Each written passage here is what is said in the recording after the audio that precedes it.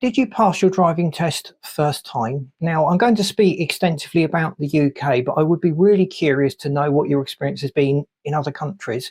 Is the UK driving test particularly hard? Are other countries' driving tests particularly easy maybe? Let me know what your experience has been with the driving test. And in this video, we're going to look at some statistics on pass rates over the last 5 years. We're going to dive into the question of whether first time test passers are more likely to have an accident or not. And again, let me know what your experience has been in the comments below. And we're going to look at some of the exceptionally bad drivers that took a ridiculous number of driving tests before they actually got to pass. Going back 5 years, it's interesting because we had lockdown through 2020, 2021. Most of the world was locked down, and this resulted in an anomaly with driving tests where people taking driving tests were exceptionally prepared and ready for it. So the pass rate increased and improved. In March 2021, the pass rate was 49.8%. A year later, it was 48.9%. Then in March 2023, it dropped to 44.2%. In 2024, the rate was going up again to 47%. And provisional figures for 2025, that's March to March, would indicate we're around about the 48-49% in the pass rate, which means that pretty much half of drivers fail their test first time. Is that because the test is tough? Is that because they've booked prematurely? Or is there some other reason? Let me know what your thoughts are on that subject. In my experience, I passed my driving test over 30 years ago, so that shows how old I am. Please don't do the calculation because that's really embarrassing for me. But I passed first time and had an accident 2 weeks later. It was one of those accidents where I was overconfident. I took a bend far too quickly. I was fiddling with the radio at the time and I just slid off the road and wrote the car off. No one else was involved. It was one of those really stupid incidents. And I learnt my lesson because that was my first car. All the money I'd saved up was basically gone now. I only had basic insurance because that's all I could afford. And that taught me a lesson. And that might lead us to conclude that all first-time passers are more likely to have an accident. Now, statistically, it's very interesting.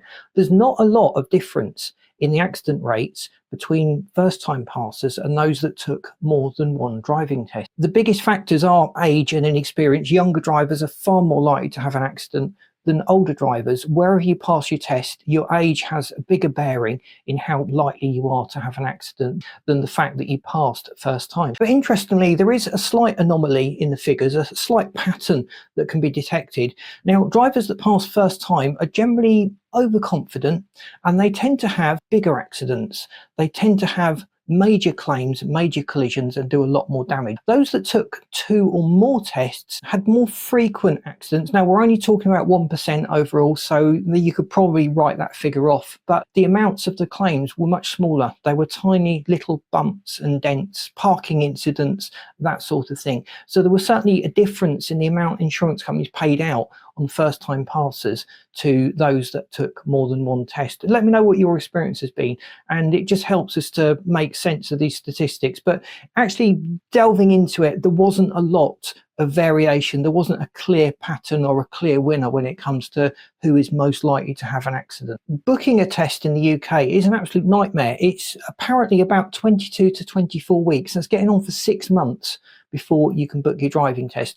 There's a lot of people using robots. A lot of agencies are coming along booking these test slots and then selling them to people, and there's a big clampdown on that at the moment because that is just taking up these slots. As soon as they become available, they're just disappearing. But the DVSA data from 2024 to 2025 shows that there are significant waiting times of about 6 months before taking your driving test, which probably means drivers are applying for it before they're ready because they know they've got another 6 months to get ready for the test, rather than be absolutely confident and then book a test.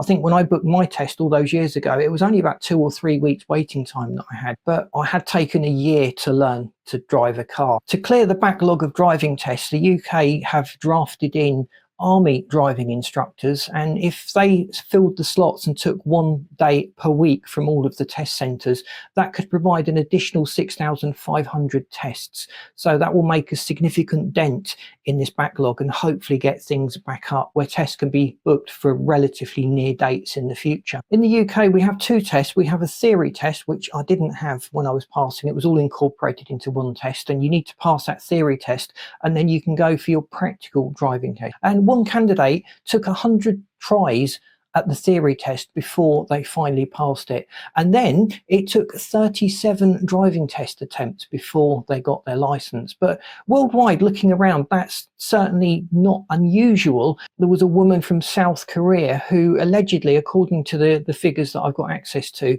took 960 attempts at passing her driving test before she was awarded a driving license. I hope you found that deep dive into the UK driving test useful. Thanks for watching the video. Please boot the like button. If you've not subscribed to the channel, please do so, and I've lined up this video and this playlist that you should find really interesting. Thanks for watching. See you in these next videos.